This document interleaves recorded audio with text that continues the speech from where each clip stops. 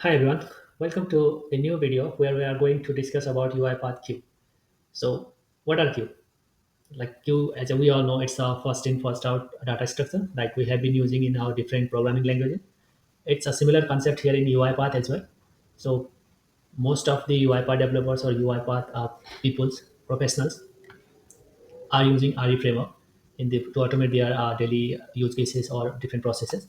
So queue comes in place whenever we have a transactional automation process. Right?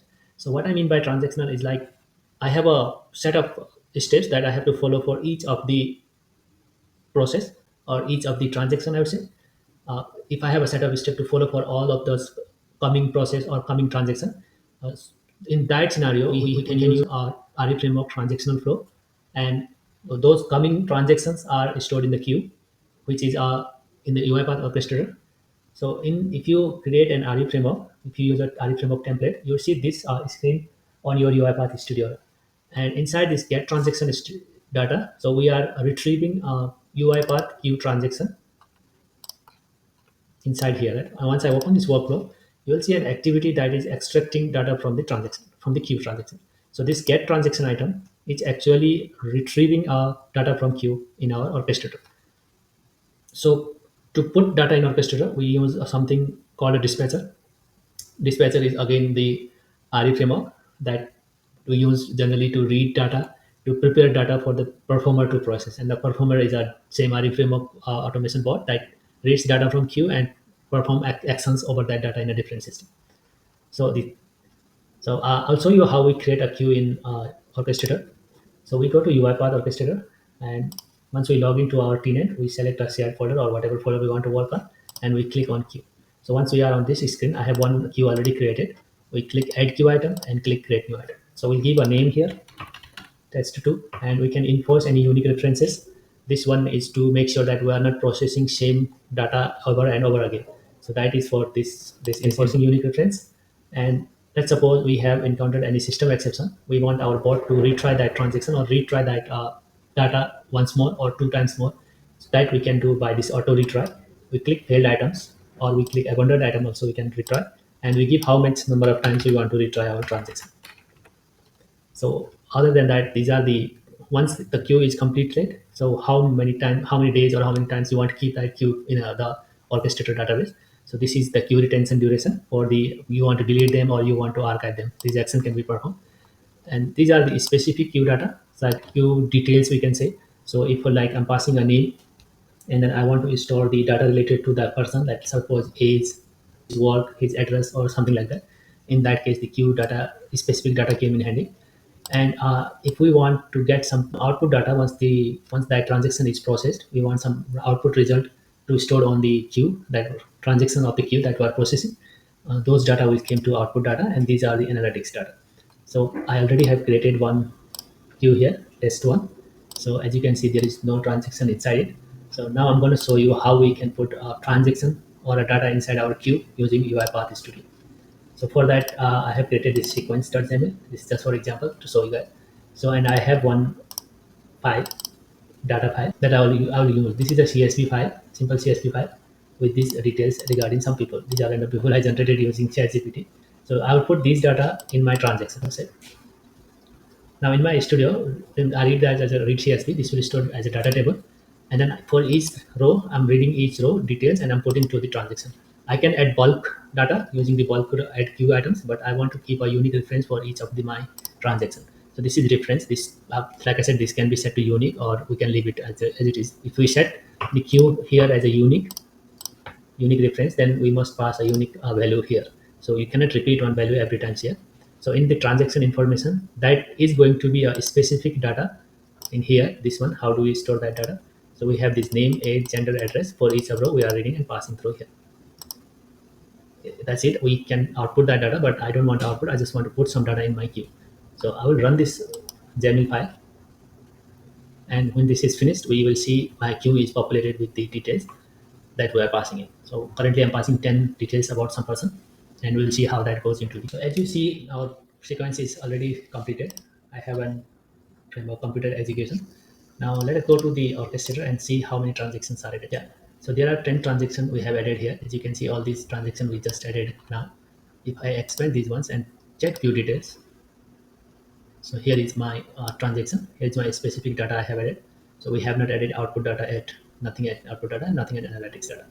So this one, once we add this is in progress data. So status is changed to in progress because we use like add transaction item. So as soon as transaction is added, it will set that status to in progress. So these are all the data that we added so far. So as you see, like when we add the queue items with the add transaction activity, we get the status our transaction as an in progress. Right? So this is something like you add it and it is already going to product like into process. So we generally don't want that in our automation. So we want to keep, if we want to use dispatcher and performer flow, then we want to keep the status as a new, so that my performer bot would come and pick those new items and process them accordingly.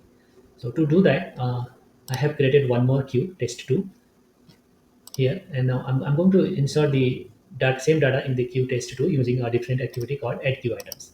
So this queue item will set those status to new and store this data in the same manner, only the status of the queue would be new. So here you notice the additional detail like deadline of that transaction item, by when that transaction need to be completed, and the item collection and the postpone. Like if that transaction is not processed during certain time, then I'll postpone that transaction, and then I'll the priority of that queue, high, low, or normal. So that transaction item to be processed before other transaction item by the bot, that we can set here. So now the process is completed, bot run is completed. Let's go to the orchestrator and check those details. If I see the view transaction, you see all the status are set to new, and then if you go to the details, you have same exact details that we pass to the specific content. So these specific content you can manipulate them in your studio, but these are here, and these comments is like if you pass anything, if your transaction is processed, you want to put a comment in there, you can do either it from the studio or you can put comment here and add it. So this history will show like how my transaction is flowed. Currently we create a transaction, so it is in a new state. So if we process that transaction and it goes to in process state, then it will be in process. uh, Let me check here. History, it is created, but it is in process, right? So if my bot reads it from there and I remove it from here, then its status will be, history will be changed and status will be deleted. So this is deleted. So in a similar way, if we leave this transaction on in progress state for a certain time, maybe around 24 hours, I guess. So if we leave this transaction in progress and we don't have set anything our queue policies, then this will go to abandoned state. So similarly, they will not be processed, but they are like archive type of things. So once we read those transactions, they are in progress. You see there is no in progress in this test queue too, because we haven't read them and we haven't done anything on progress. So remember, there is a difference between add queue item and add transaction item. So this question is already asked almost every time in an interview. So what is the difference between add transaction item and add queue item? So it's the status. So by pushing the queue item through these two activities, you have a different status. Rest is same thing, you will get a same result. But in add queue item, you don't have a timeout. Like you cannot get that added transaction as an output variable. While in add transaction item, you'll get a transaction item as an output. So if you pass something here, then that transaction will come as an output. This is because of this. This is reading that transaction while it is adding. That is setting it to in progress state. So we see like how the transaction are added to queue, how their state change from new to in progress. So in similar way, we will see like in REFramewrok, we might have noticed like this set transaction status, right? So this transaction set transaction status will set the status of a transaction. Like here, like we have a different transaction as a new, in progress, and all those things. So we can manipulate this status once the bot is processed that transaction. So if it is a new, if we use a different activities to read those queues, it will change those activity like the status in a similar way. So for changing from new to in progress, we have to use get transaction. I have made a new workflow to get transaction item. So this will read the first transaction. We can like have a filter strategy, reference, and all those things, but currently it is set to read a first transaction that is inserted first. So it will read one transaction and set its status to success. So this is one way to change the status. This is the things that happens in set transaction status. So here, if the queue is successful, then status is changed to success. If business exception, then failed, reason would be business exception. If system exception, then it will be failed again, and the reason will be system exception. So I'll show you by running this workflow, and we will check the status of this 0 is in progress, and it will go to successful stage. So I run this workflow. This get transaction item should read one of my transaction and set the status to in progress. As soon as that is in progress, we have a set transaction status activity that will set its status to success. So my transaction is started and transaction, there's nothing much in between that. So I'm just changing the transaction status from new to successful. If I go to detail, And you see this transaction process successfully. If I check my comments, there is nothing, but my history, it will be edited and then status would have changed. So this is like when we create the queue, it is new. We change the status because we read that queue that goes to in progress, and we updated that queue, that means edit, and we make it successful. So this is how our queue transaction status change over the time during the processing. So there are other different activities in the queue. So if I read the queue at transaction activity, let me put a breakpoint and run this flow. We'll see like how we can manipulate those different transactions. So I read one of a transaction. This is my transaction that I read. You see the status will be in progress. So all the details related to that queue I get as a variable. So this variable data type is a queue item. Here is a queue item. So now queue item has something called specific content.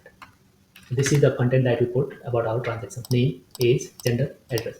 And in a similar way, our queue item have the output thing, but we don't have output here.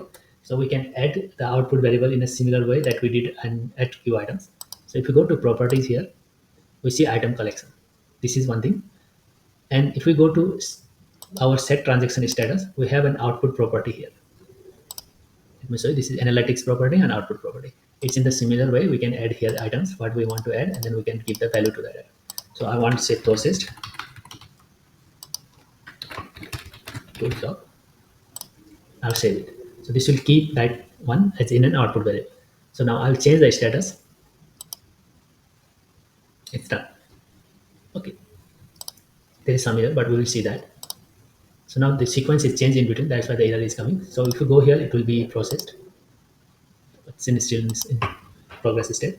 So let me go again and run this bot, and we will notice this third item will be read and it will set into in progress, and we will run to the different state. We will see if we can put some output data over there. So it's like, let's say we have a transaction output now. Yeah, now specific content we have data. Yeah, these two things we have, and we don't have anything in analytics as well. So because we haven't put anything so far, we don't have that activity here. So let me go ahead and set the status. Now you notice this is successful, and if we view the details here, in an output we have a new key value pair as a goods. So this way we can put output, we can store output data in our queue as well. If you go to history, it's a similar to create status change to in progress and edit as successful. So since this in progress, this is an in progress still, but our bot has completed the flow is completed. So in that case, what happens? This will be in progress uh, until the I guess 24 hour, and then it will send to the abandoned state. So that will be the end state for this one, abandoned. So all these things happen. So we can do different things in queue. We can remove them from here. We can like create a duplicate, edit those values, and add our own specific data or JSON values or the specific content from here. And this way we can manipulate our queue in a different way. So if our queue is failed, if our transaction is failed, then we can change the status to failed and give a reason for fail as a business or application. And we can also put the details. So one thing is, if we put failed and our error type is a application, then in that case we can put something called screenshot of at what point the bot failed. So this will happen at this point, and they will put this details as a screenshot path. We can manipulate those variables. So this is how we manipulate our queues, how we use our queues in a different stage in our REFramewrok, in our normal flow. This way, like we have two different way to add queue items. We have another way to read queue items, get transaction. We have one more called read queue items. That is that activity where we can read all the queue item as a data table.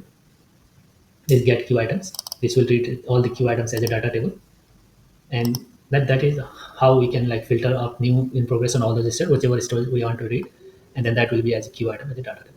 So this is how we manipulate our queue in our UiPath automation process. So I hope that you enjoy the video and you get to know different stages how the queue flows in different things. Thank you for watching.